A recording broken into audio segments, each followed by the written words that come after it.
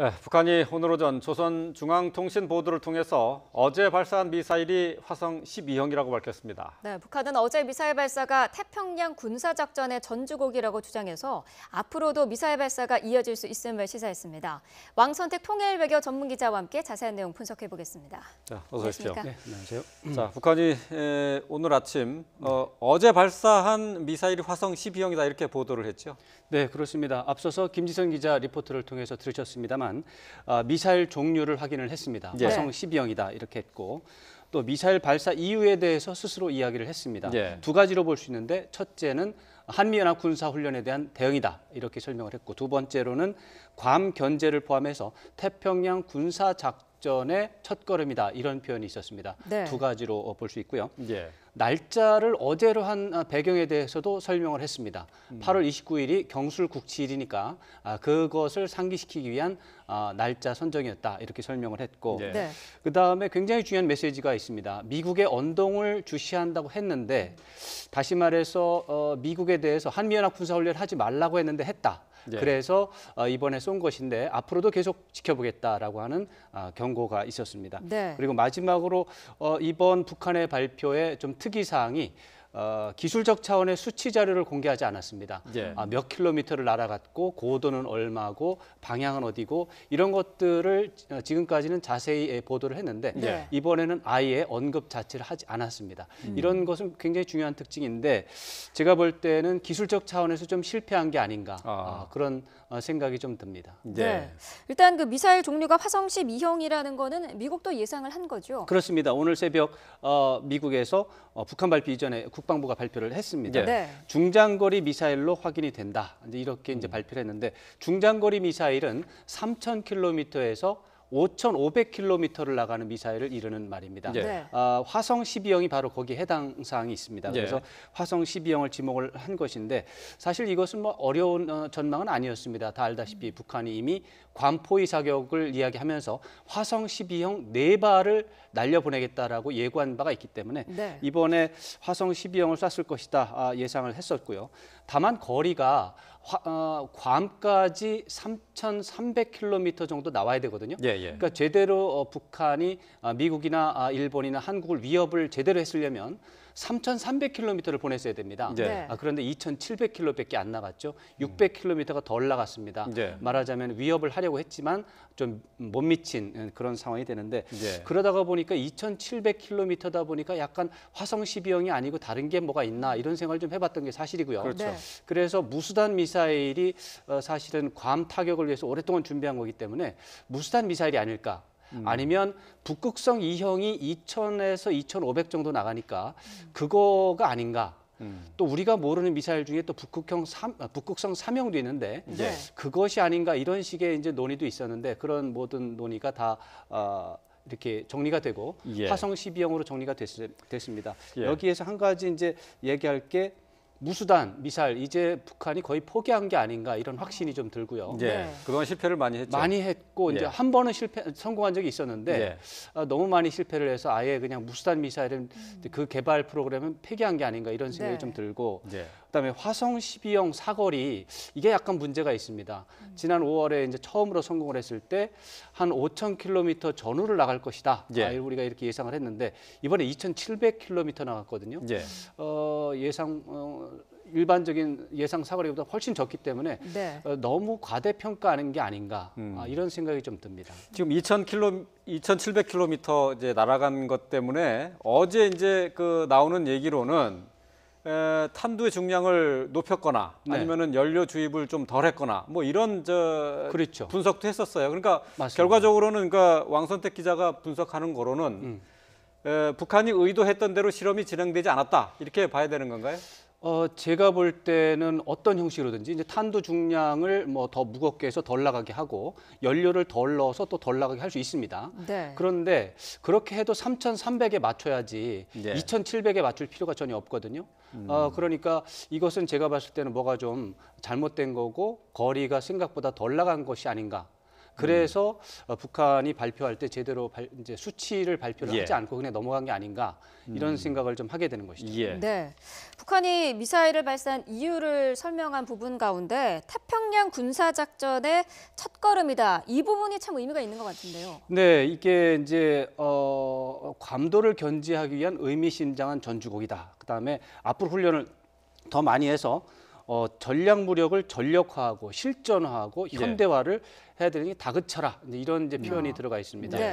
이런 것들은 앞으로 화성 12형을 중심으로 해서 미국을 계속해서 긴장시키는 미사일 발사를 더 할 것이다라는 예고가 있고 네. 동시에 미국에 대해서 미국의 언동을 주시할 것이다. 이제 이런 말과 연계를 시켜서 네. 지금 말리지 않으면 우리는 계속 도발한다. 빨리 말려라라고 하는 그런 메시지라고 저는 생각이 되고요. 네. 두 가지가 동시에 있는 겁니다. 말하자면 계속해서 미사일을 쏘겠다. 위협과 동시에 함께 빨리 말려라. 예. 이 두 가지 메시지를 동시에 전달하는 그런 복합적인 메시지라고 생각합니다. 네. 군사적인 위협과 함께 대화의 문도 살짝 열어놨다 이렇게 봐야 되는 건가요? 저는 완전히 두 가지가 동시에 가고 있다고 생각합니다. 예. 네. 자, 오늘 이제 북한의 방송 내용을 보면은 어제 발사한 것에 대해서 의미를 많이 두고 있어요. 네, 그렇습니다. 을지훈련과 관련한 내용도 있고 네. 또 어제가 또 경술 국칠이었다는 것도 강조를 했습니다. 어떻게 네. 봐야 됩니까? 그게 이번에는 결과적으로 그런지 처음부터 의도적으로 그랬는지 모르겠지만 기술 개발, 그러니까 성능 개량을 위한 그런 의미보다는 대외적인 메시지 전달에 조금 더 신경을 쓴 그런 이벤트였지 않았나 이렇게 네. 생각을 좀 하고요. 예. 그다음에 이번에 일본 상공을 통과하는 미사일로서는 처음이었거든요. 로켓 위성 발사체는 몇 차례 지나갔지만 이 미사일은 처음이었기 때문에 굉장히 부담감이 좀 있었던 것 같습니다. 네. 그래서 기술적인 차원보다는 이제 정치적인 차원의 의미를 많이 뒀고 이제 그러면서 이제 정치적인 차원에서 내부적으로 특히 의미를 많이 둔 것 같습니다. 말하자면 김정은은 김일성, 김정일과 동일하게 제국주의에 저항하는 대담한 군사 지도자다라고 하는 이미지를 내부적으로 강조를 하고 있습니다. 예, 예. 이런 것이 그 권력의 정당성의 원천이거든요. 자주 민족 국가 건설을 지휘하고 있다는 이런 이미지를 강화하면서 권력의 정당성을 선전해 왔는데 경술국칠이라고 하는 점 이것이 이제 일본 제국주의에 의해서 우리 민족의 자주성이 훼손된 예. 결정적인 날이기 때문에 그런 것들을 다시 상기시키면서 자신이 미사일을 만들고 핵을 만들고 또 경제가 어려움에도 불구하고 계속해서 미국에 저항하는 반발하는 이런 것이 정당하다 이런 메시지를 국내적으로 이제 북한 주민들에게 강조하는 그런 선전 이벤트라는 생각이 좀 드는 것이죠. 예. 네, 그 선전 이벤트의 요건으로 이번에 또 그 특이할 점이 수도인 평양에서 발사를 한 점도 그런 대범함을 강조를 한 것으로 볼 수 있을까요? 그것이 그 부분에 대해서는 저는 약간 좀 의심이 듭니다. 이게 네. 여러 가지 이제 그 여러 곳에서 할 수도 있고 그 예. 하는 데마다 의미를 부여할 수 있거든요. 굳이 평양에서 할 필요가 없었는데 네. 근데 이제 사흘 전에 그 단거리 탄도 미사일을 발사를 했어요. 예. 네. 그랬다가 그 다음 날 북한에서 발표가 또 없었어요. 예. 근데 그 미사일 발사 결과가 신통치 않은 것으로 지금 평가가 나오고 있거든요. 그런 걸 보면 처음에는 당초 단거리 탄도 미사일을 발사를 하고 한미 연합 군사 훈련에 대한 맞대응 차원의 반발 이런 메시지를 전달하려고 했는데 네. 그것이 잘 되지 않아서 급하게 급조한 것이 아닌가 예. 이런 생각을 해보고 그랬을 때 금방 처리가 가능한 그런 것으로서 그냥 어떻게 평양 순환공항이 선택된 게 아닌가 이런 생각을 해보고요. 네. 저는 아직까지 그 수도에서 미사일을 쏜 것에 대해서 무슨 의미를 부여할 수 있는지 아직 저는 계산이 잘 안 됩니다. 네. 특별한 의미를 부여하기는 조금 힘들어 보인다. 글쎄 뭐 있는지는 이렇게. 모르겠지만 제가 잘 못 찾겠습니다. 예, 알겠습니다. 김정은이 또 그 미국의 언동을 주시한다. 뭐 거기에 따라서 앞으로의 행동을 결정하겠다라고 했는데 네. 미국의 어떤 반응을 원하는 걸까요? 군사훈련 중단이죠. 군사훈련 중단을 강하게 요구하고 있고 중국이 그걸 중지하고 있습니다. 네.